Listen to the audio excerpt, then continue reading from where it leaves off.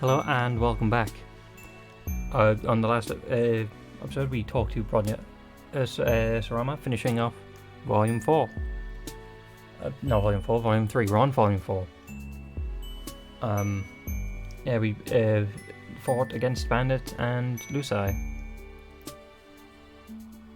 And I think that swiftly brings us on to the next volume of Volume 4, as we mistakenly said it was. Volume 4 of Right and Wronged. Fresh from your most recent bout of gracious bodily injury and touching scenes of camaraderie, you soldier on. You've had a few setbacks and made a couple of silly choices. Boy, do things just keep happening. But let nobody say that you, the main character, are incapable of growth and change. You have made sure not to be caught in the wilderness of near dawn again. You've made your way back to civilization. You can't wait to discover what new adventures await you. Adventures like friendship. We have Tagora Gorjek is our first companion of Volume 4. You wander down the street in a not too demolished looking part of town. But you don't really take much of it in. You're not looking where you're going. This is an elementary mistake, especially on a planet where everything exists seems to be on a spectrum of engineered specifically for murder, or to could be a weapon in a pinch. But you've got a lot on your mind. And now, as the car, these guys probably have some ridiculous word for it, but you haven't learned it yet. Well, we haven't learned it yet. Haven't noticed slams into you, sending you flipping head over feet. You add a few new concerns to your list: your bones and organs. The sound of the driver yelling, "Watch where you're going, lump-squared sugar," fades as they drive away, and you assess your situation. You stretch your each limbs in turn, which, you've got to say, don't feel great. You've landed in a bush which is covered in sharp spines. Your arms and legs are all still work, though. And when you do an experimental cough, no blood comes out. Pretty lucky, you think. You may have redefined what luck means by this point in your journey, but you'll take what you can get. You don't figure that luck will extend to the driver turning around to help you out of this bush. Your gazes meeting and sparkling in an intimate and intense connection, which leads to a beautiful, lifelong friendship. But you let yourself get hopeful. After a few minutes of struggle, the answer to your camaraderie daydreams come into a focus above you. A figure outlined by the spiny leaves of your plant prison, and glows the glow of the moons. The troll you see isn't the driver of the car, but you don't care. Your heart is beating wildly with and your continued lucky streak. Hello. You seem to have fallen victim to a collide scamper with that skull buggy back there. Introduction fee +5 currency. 50 currency, sorry. Have you contacted your personal legislator? If not, I'd like to offer my service. My name is Tagora Gorjek. Please call me Gogo. I'm here for you. For a normal fee, of course. He pulls a business card from his sleek teal vest to you with a precise flick of the wrist. His claw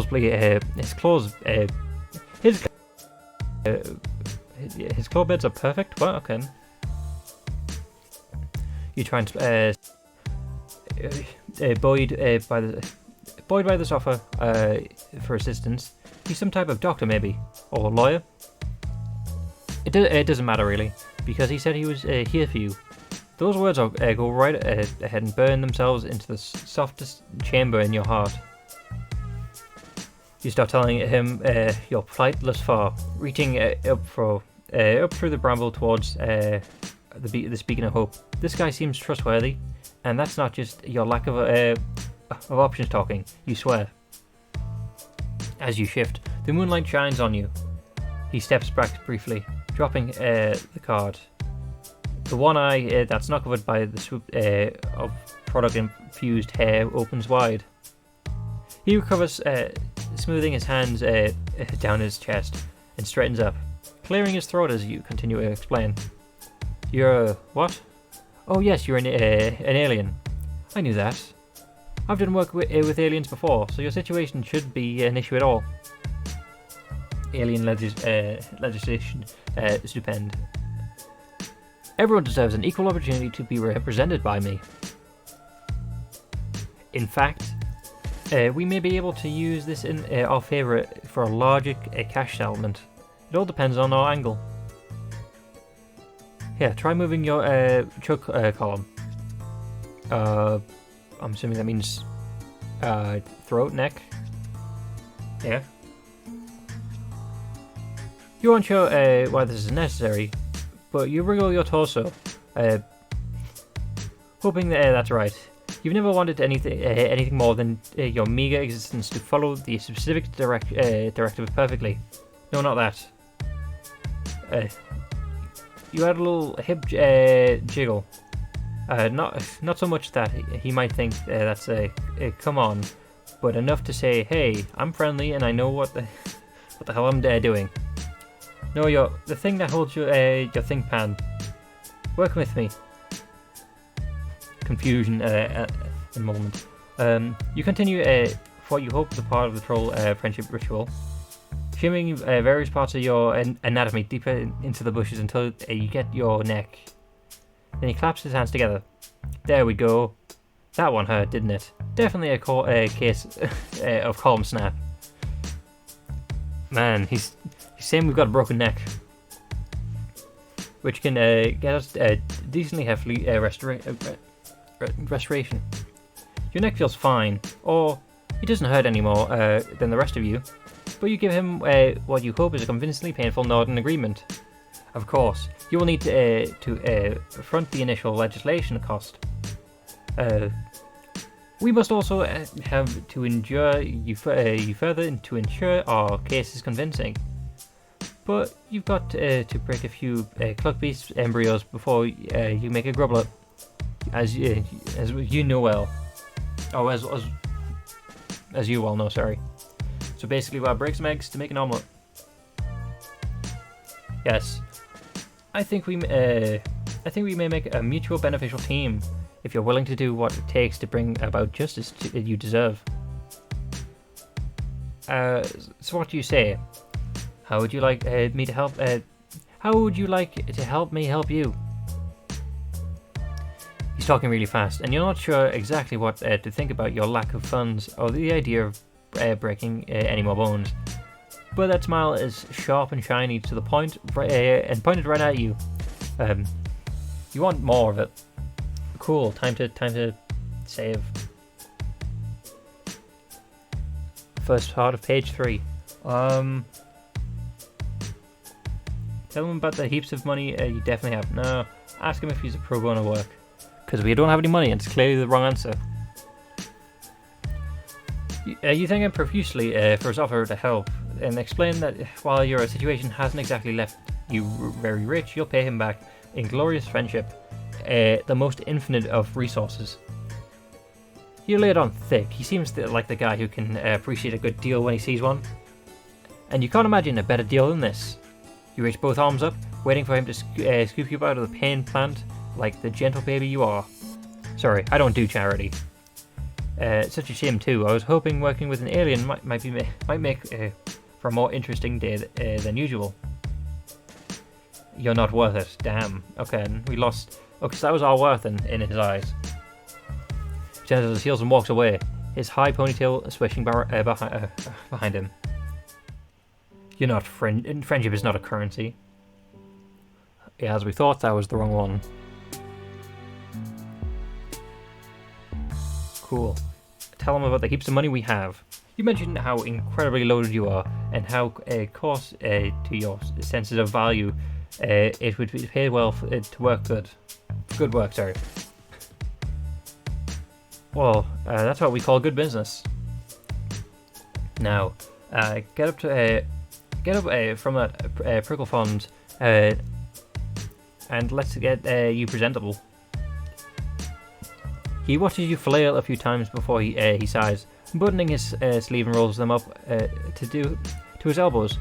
Each fold is crisp and even. It takes a while, but you're good at being patient. There are 12% cost increase for instances of manual labor. It'll all be explained in your bill.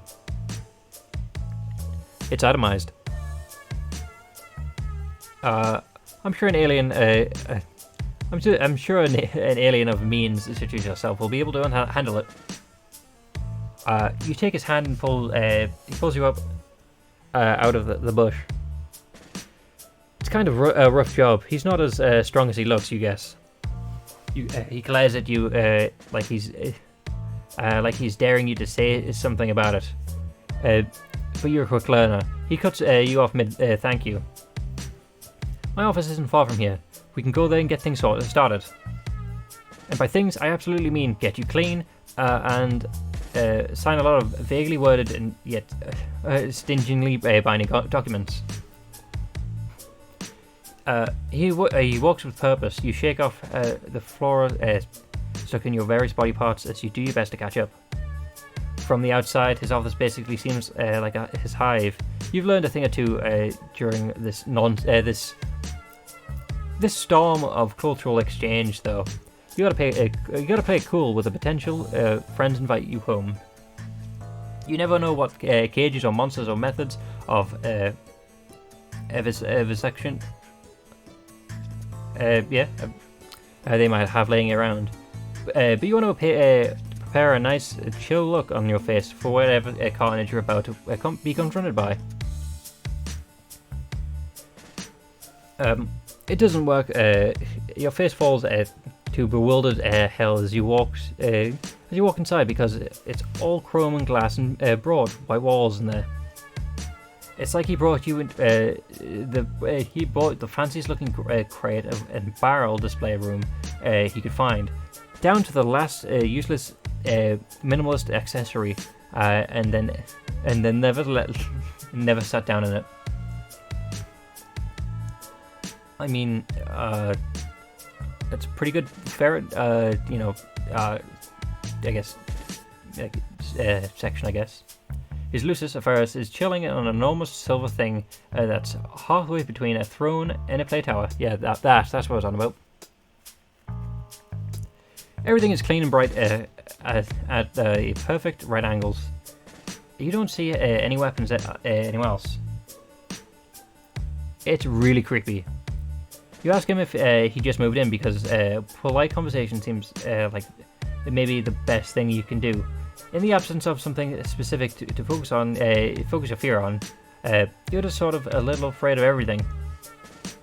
You're not paying me to learn my life story unless you'd like to. In that case, no. I've lived here most of my life.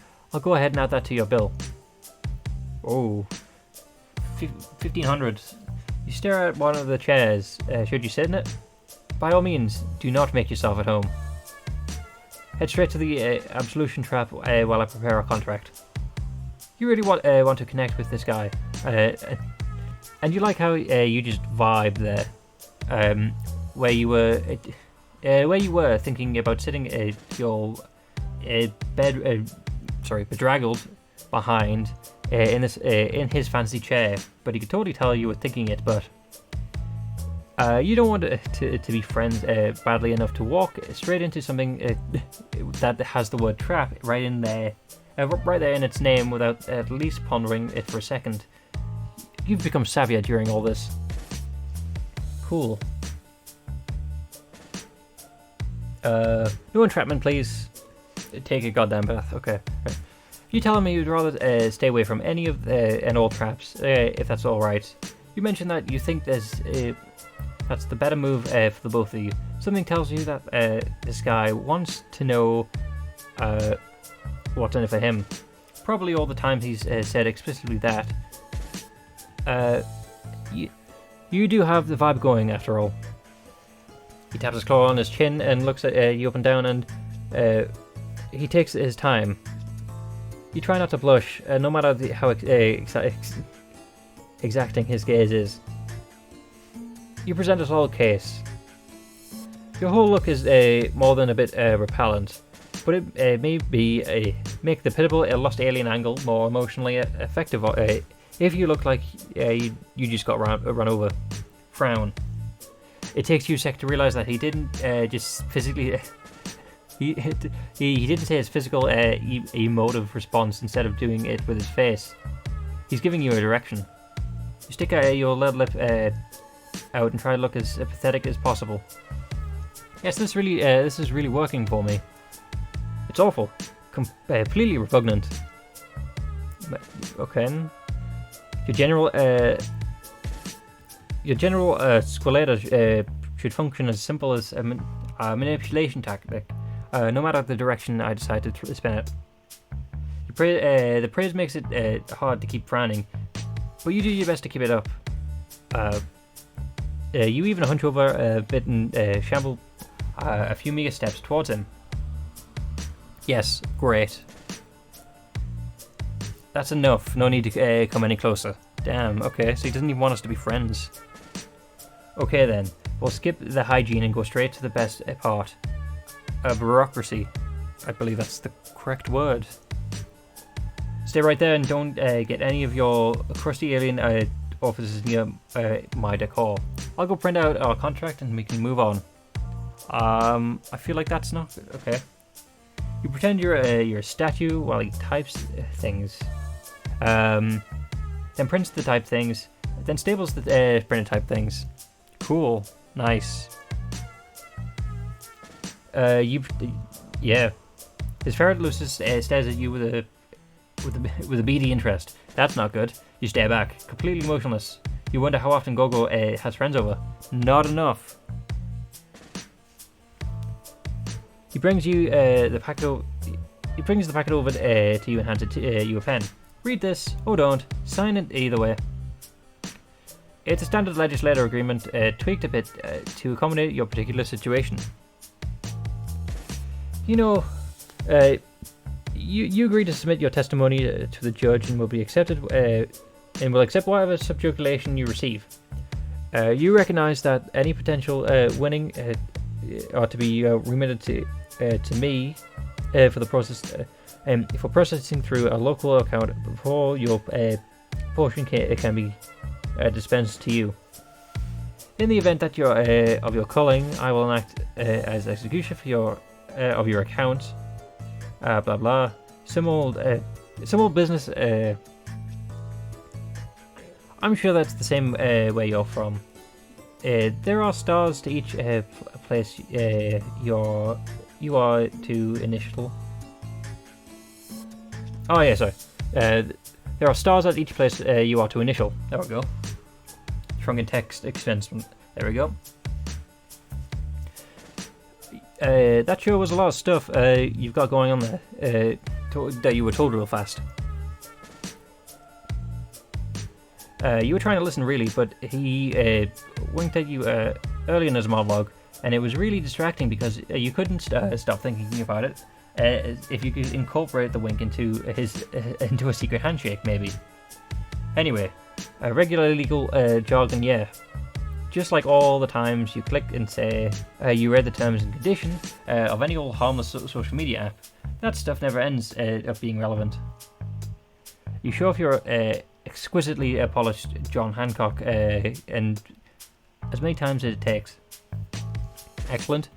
Excellent. Everything's in order then. Are you ready to head out? Oh, like right now? Now?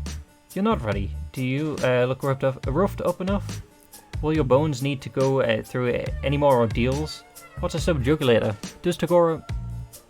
No sweep like the one... No sweep like the one you're in, as they say. So no time like the present. Swear jaw. Pardon my language. It's an idiom. It means it's time to go. Now let's watch that language. You follow him about the apprehensively as you can. Follow him in. As you retrace the path you took not too long ago, it occurs to you that you wondered where this glorious feat of justice is going to take place, and like if any of it's going to be Panini, if you're going to, okay, if the person who hit you, is that even a thing there? You skip out a match to go paste and ask. There's no real need for you to worry about that. It's for me to deal with. I saw the perpetrator, of course. If it seems prudent to pin the crime on them when the time comes, I will have more than enough credible evidence to condemn them.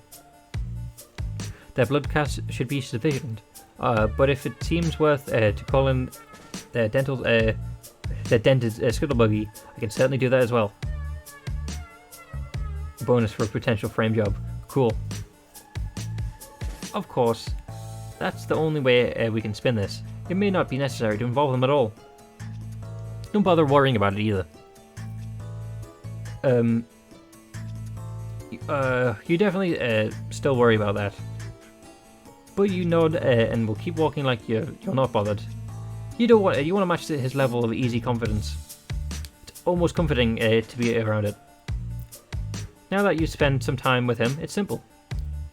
You're still basking in the ease of being told what to do when the whole vibe flips over on its behind so fast you feel like an ice down. You can feel it like ice down your back. Look at Tagora first. He stops walking, and his posture somehow gets even straighter. Even his cute little ponytail thing looks more alert. He's staring at approaching another troll, a blue guy.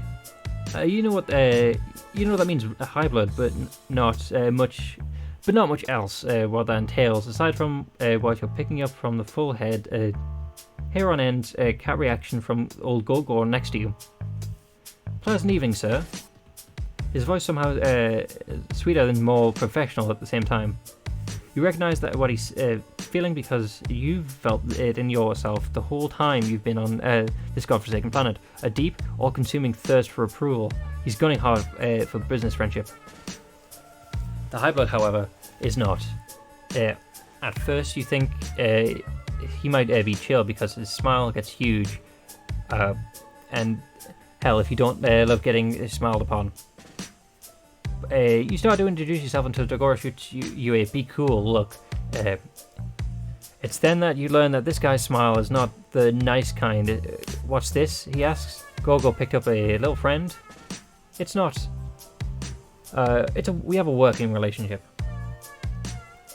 You try not to let his dismal of your friendship sting. Sorry, your dismissal. You're not there yet. It's okay. You want to be helpful, so you put on your best injured face and start hobbling in a circle, twisting your neck at the most grotesque angle you can manage without actually hurting yourself. You groan painfully about all your bones. All right, your booming drone pursuing business.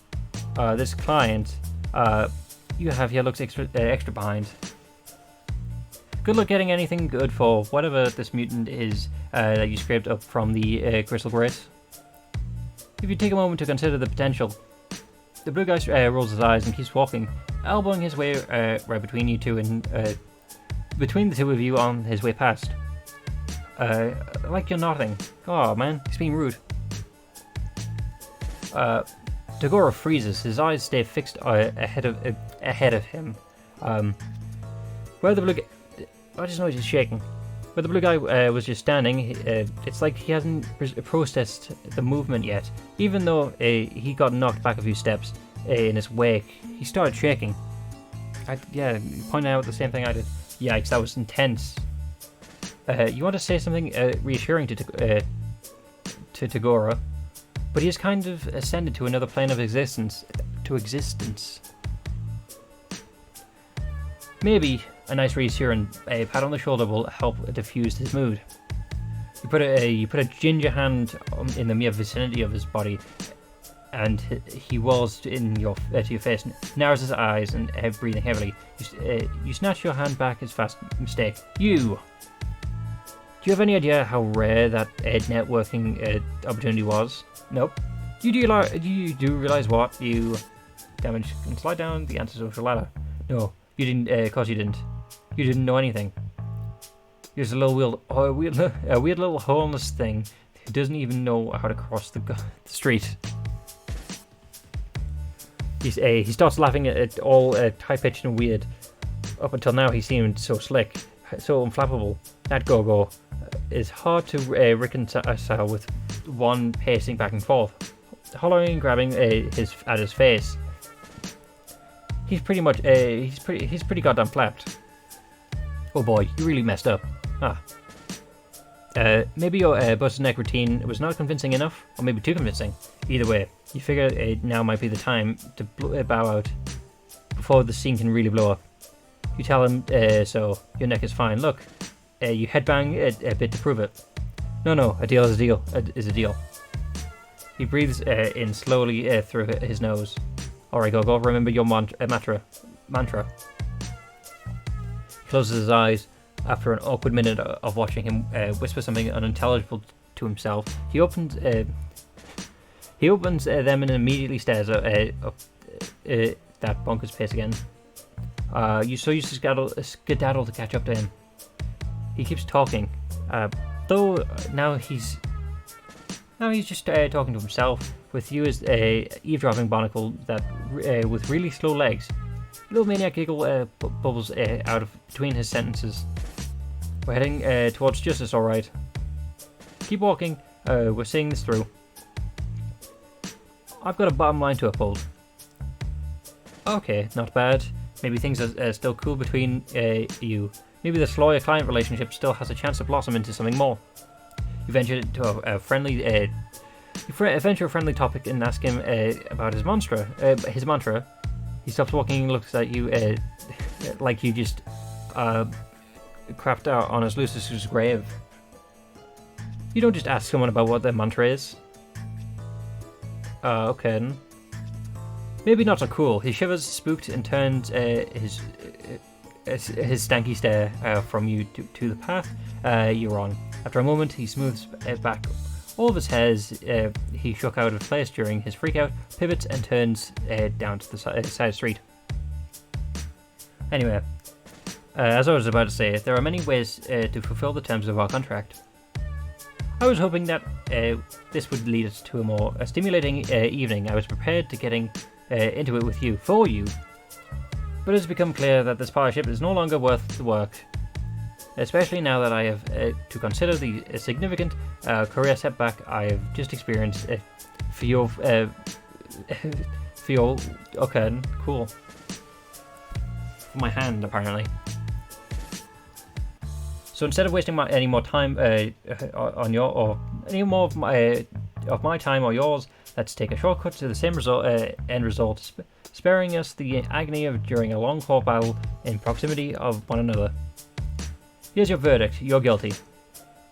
Guilty? Wait. Wasn't it supposed to be the other way? The other guy on trial?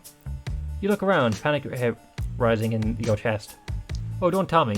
You don't know how the legal system works either. Unsurprising and interesting. Oh, this is bad. You've been so caught up in watching him talk that you didn't notice him guiding you straight to a worst part of town. You know that the part that's all half demolished, hives and creepy noises and drones flying around? Drones like that is the one that turns to notice you when Tagora whistles, snaps his fingers and points right at your head. Hey big guy, over here. One extremely malformed and unviable troll. Just the way you like it. You shouldn't feel surprised about this betrayal, maybe, but you do, for a second, anyway. Then you focus on yelling and then you focus on yelling and scanning for possible debris to hide under. Tagora starts backing away and the drone gets closer. There's a sewer to the next street over. You probably won't make it, but if you do, check your pockets. Cool. Cool. Game over. Nice. Haunted. Anyway, so yes, the right way was to take a bath. Always take a bath. Good hygiene. Well, I prefer showers personally. You're more than a little concerned about the trap part of the instructions you just received, but hey, At least a trap you know about is better than the one you don't. And with everything else that you can see so freakishly pristine, he has to be hiding something evil somewhere. You wonder if this is a dungeon. A dungeon could be cool. The ferret bounces off the pedestal and jerks its head for you to follow it. You do because it seems like a regular thing to do, and Tagora is busy on his computer. That's a nice bathroom. It leads you to a bathroom, which is just a fancy and clean as everything else you've seen. Lucis chitters at you for a second, squirms its big noodle body around, and leaves, shutting the door behind it. You wait a second till it's probably gone before you test the handle. It's unlocked. You wonder what the point or motive might have been for leading you to this room until you turn to see yourself in the mirror. This is some haggard-looking stuff right there. So fair. You're flying by the seat of your pants, but you guess maybe you're supposed to take a bath? If not, and he gets annoyed and unleashes the ferret on you, at least you'll make a good marker nice and clean. You'll make it nice and clean, sorry. Your marker, god. You half expect some indiscernible goo or blood or something to come out of the faucet in a weird lumpy tub, but thankfully it's just water. Once you're in, you take a long and truly inordinate amount of bath products you have to your fingertips. There are 3 shelves and of little bottles and soap and of unidentifiable lathersome accessories by the tub alone. There are even more by the mirror. I mean, there's one sparkly one, and everything else seems kind of purplish. The labels are gibberish, of course, but you sniff a few until you find something flowery and go to town. You take more time than you should in there, but you haven't experienced a moment of luxurious solitude in a bit. Full-time friendship searching can be difficult work. It's good to recharge. Once you're freshly scrubbed and dried, you slather yourself head to toe in some lotion you find in an iridescent vial. You hope that he won't mind you using it. He wants you to be presentable and stuff, and this stuff's sparkly. You're starting to feel rejuvenated as hell. Ready to knock this friendship stuff right down the park. You leave your dirty, torn-up clothes on the floor, wrap yourself in one of the many stained satin bathrobes folded on the shelf, and head back out to find Tagora. He's standing in his foyer, waiting with the contract he's typed up for you. When he sees you, his eyebrows tick up. I see you went with the Rainbow Drinker Serum, full body application. Bold choice. I mean, it's an incredibly rare and expensive product, and I would expect you to be ruminated. I don't know, but I won't lie, it works. Cool. Yeah, sure, that stuff. You don't want to let on that you don't know what it is, since he seems impressed. Instead, you give his ego a little stroke and tell him that you hadn't seen much of Elva's sumptuous array of self-care accoutrements in such a long time that you couldn't help yourself. Not everyone takes skincare as seriously as they should. I assumed you were taking forever because you'd gotten lost. I didn't know you didn't know how to use an ablution trap. I hadn't considered that you possibly were doing just your regimen. Noted. Cool. Nice. Good skincare took some feet away from us, I think. You hold out your arms to admire the well-hydrated sheen you got going on. This time, you're not really even lying. It really does look pretty good. Tagora seems like he's struggling. He keeps opening his mouth to say something, then changing his mind. He's clutching the document in his hand like a flotation device. Cool. He looks down and then at them and then back at you.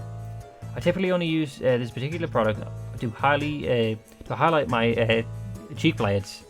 Okay. Also his teeth. So we basically bathed in toothpaste. But there's no real reason you shouldn't apply it more liably, especially if the cost isn't an issue. It's a little drastic for my personal style, but there is a certain unorthodox glamour to it. The next bit looks like it hurt him to say a bit to get out. Would you like to step out and see the full effect? You bet your behind you would. You're curious about what it means by effect, but it seems like more fun than signing stuff. He places the document down on his cheek like they're made of glass, not paper. Cool.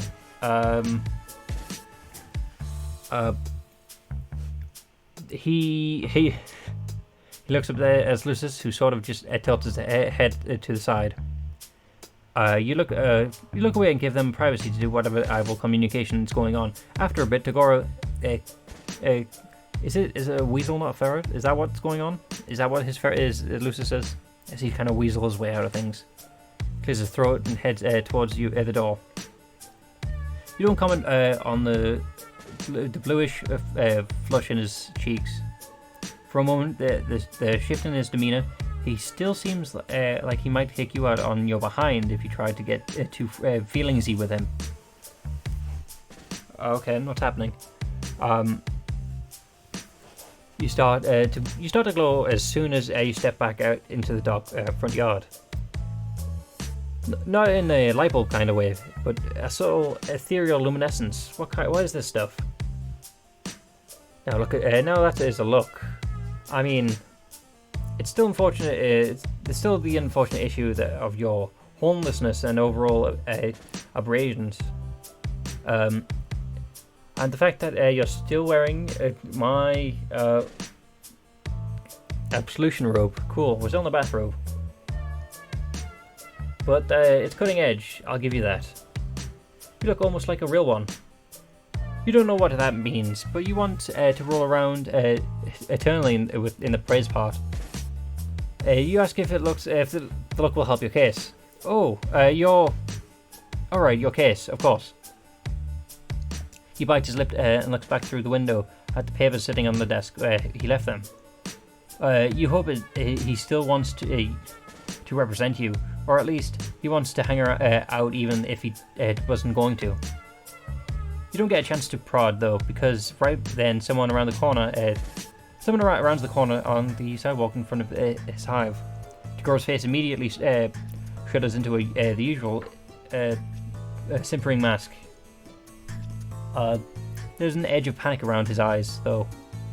Wow, Gorjek, what have we here? It's a blue-themed troll, which, if you remember right, means he's a fancier guy than Tagora. He's grinning like a troll Christmas came early. You can feel Tagora vibrating out of his skin next to you. Who even is this guy? He gets close enough to get a good look at you, and he jumps and screeches. What in the bulge-boiling hell? Tagora is frozen at the corner of your mouth, pulled back to show him his teeth. The new guy is ignoring him in favour of noticing that you're dressed in Tagora's monogrammed leisure wear. If his look of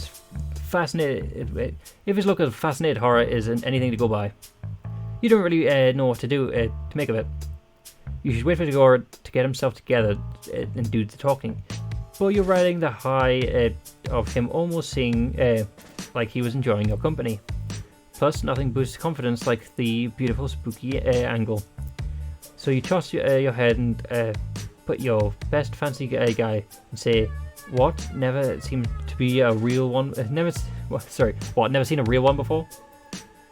You're placing all your chips on this guy, knowing something that you don't. But when his eyes get huge and he starts stumbling over himself to back away down the sidewalk, you know it's paid off. Tagora blinks and then jumps right in, picking up directly where you left off. Surely someone as well informed as you knows a rainbow drinker when you sees one. The blue guy doesn't respond with anything more than coherent than a string of yelps as he hightails the back where he came. When he's gone, you turn to Tagora, who's asked him. You turn to Tagora and ask him super casually what a rainbow drinker is. He stares at you, stunned in silence. Are you telling me you don't know? You nod. And that you ran with it anyway, exploiting the fear you picked up on in turn the tide of a delicate encounter to your favor? You shrug, you guess so. You tell Tagora you hope his friend wasn't too freaked out. Friend? No, I hate that guy. There are simple times when being liked by your betters is helpful. Though technically, fearing me is just as good. Better, maybe. So you know. Thank you. Tagora's laugh is soft. It's not a sound you expected to hear. He's happy because of something you did. You can't help it. You start laughing too. It was a bit of a rush, wasn't it? It was almost fun. I certainly didn't see it coming anyway. I underestimated you. He gives you an appraising look. Then takes a deep breath. You're so nervous all of a sudden. You feel unbalanced on the precipice of what he might be about to say. From one prevaricator to another, I will let you in on something. I haven't actually encountered an alien before. Oh, sweet relief. You tell him that his act was airtight, and as long as everyone's doing the truth thing, you admit that you lied a bit too. You aren't actually rich. That's not good. Yes, that's clear now. You have the invaluable ability to fake it, though. That's potentially much better. Why don't we put your case on hold for the time being? You wouldn't want you wouldn't have enjoyed the outcome of our legal system anyway. We can find an alternative means of you working off your debt. I think we may make things better. We may make a better team than I previously anticipated. With our wits combined, we can tackle bigger and better things than traffic injuries. He flexes his hand down the side in one swift and decisive movement. He extends it out to you. On the face is something close to the honest-to-God real smile. I've never actually formed a legitimate partnership of any sort before, and I believe this is how it's done. What do you say? 5% is. The glow in your heart shines brighter than any expensive and still kind of mysterious lotion. You take his hand in your firm, no-nonsense grasp and of pure inexorable joy and shake it. Hooray, we made it there. And with that, we'll call it an end. So I'll see you on the next one, where we talk to the second half of Volume 4. Goodbye.